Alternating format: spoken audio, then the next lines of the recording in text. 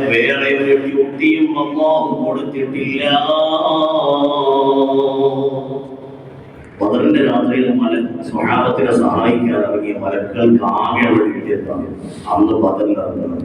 എത്രയോ നൂറ്റാണ്ടുകൾക്ക് മുമ്പ്, സഹസ്രാബ്ദങ്ങൾക്ക് മുമ്പ് അവരെ അടച്ചിട്ടുണ്ട്.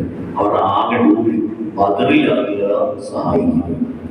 ഹുനൈനിൽ മലക്കുകൾ ഇറങ്ങിയിട്ടുണ്ട്, പക്ഷേ ബദറിലെ മലക്കുകളെ യുദ്ധം ചെയ്തിട്ടുള്ളൂ. ഹുനൈനിൽ ഹെൽപ്പ് ചെയ്യാണ് ചെയ്തേക്കുന്നത്. അതിന്റെ അർത്ഥം യുദ്ധം ചെയ്യാൻ വേണ്ടി ഇറക്കിയത് ഇതിന് മാത്രമാണ്. ഹുനൈനിൽ സഹായിക്കരുത്, ഇങ്ങോട്ട് തള്ളിക്കൊടുത്ത് വെട്ടുമാറ്റിക്കൊടുത്ത് ഇങ്ങനെയുള്ളത്.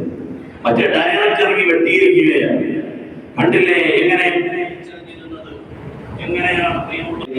എന്തെല്ലാം മലക്കുകളെ കൊണ്ട് ഇറക്കി സഹായം കൊടുത്തു. ഒരിക്കൽ ജിബ്രീൽ അലൈഹിസ്സലാത്തു വസ്സലാം നബി സല്ലല്ലാഹു അലൈഹി വസല്ലം തങ്ങളോട് വന്നിട്ട് ചോദിച്ചു, നിങ്ങളിൽ ബദരീങ്ങൾക്കുള്ള സ്ഥാനം എത്രയാണ്? ആ സമയത്ത് നബി സല്ലല്ലാഹു അലൈഹി വസല്ലം തങ്ങൾ പറഞ്ഞു, ഇന്ന അഫ്ദലിൽ ബശരി, ഈ ഉമ്മത്തിലെ ഏറ്റവും ശ്രേഷ്ഠതയുള്ളവരാണ്. ആ സമയത്ത് ജിബ്രീൽ പറഞ്ഞു, ഞങ്ങളിലെ ഏറ്റവും ശ്രേഷ്ഠതയുള്ള ആളുകൾ ബദർ യുദ്ധത്തിൽ പങ്കെടുത്ത മലക്കുകളാണ്. നിങ്ങൾ എങ്ങനെയാണോ സ്വഹാബിമാർക്ക് ബദരീങ്ങൾക്ക് സ്ഥാനം കൊടുക്കുന്നത്, അതേ സ്ഥാനം വാനലോകത്ത് മലക്കുകൾ ബദരീങ്ങൾക്ക് കൊടുക്കാറുണ്ട്. ബദരീങ്ങളായ മലക്കുകളുണ്ട്, ബദരീങ്ങളായ മനുഷ്യരുണ്ട്. രണ്ടിന് മകളിൽ ഏറ്റവും കൂടുതൽ സ്ഥാനങ്ങളാണ്.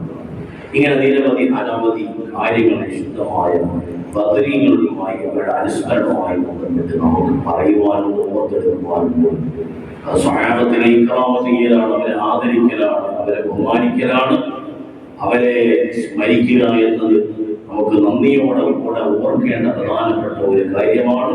അതുകൊണ്ട് തന്നെയാണ് മഹാന്മാരായ നമ്മുടെ മുൻഗാമികൾ, ബഹുമാനപ്പെട്ട അബ്ദുൽ അസീസ് മുസ്ലിയാർ അവര് വിശുദ്ധമായ ബദരീങ്ങളുടെ മൗലിദുകൾ പാരായണം ചെയ്യുകയും അത് ചെയ്യാൻ കൽപ്പിക്കുകയും ഒക്കെ ചെയ്തത്. തന്നെ അവരുടെ മതങ്ങൾ പലപ്പോഴും അറിയിച്ചിട്ടുണ്ട്. ഉദ്ധരിക്കുന്ന ഹദീസിൽ മഹാനായ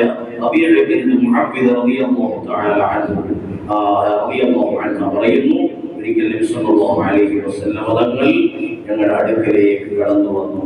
ജലസ അലാ ഫിറാശി കമജ്ലിസിക ബിന്നി, സല്ലല്ലാഹു അലൈഹി വസല്ലം തങ്ങളുടെ ഉബയ്യത്ത് ബിൻത് മുഅവ്വിദിന്റെ വിവാഹ ദിവസം നബി സല്ലല്ലാഹു അലൈഹി വസല്ലം തങ്ങൾ അവരിലേക്ക് ചെന്നു.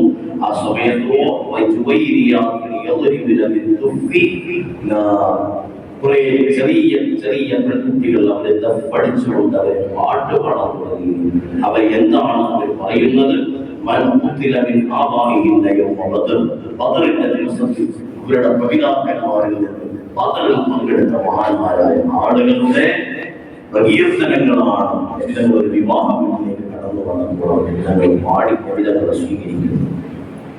നബിതങ്ങൾ വന്നപ്പോൾ ആ പാട്ട് ഒരു മാറ്റിയിട്ട് പറഞ്ഞു,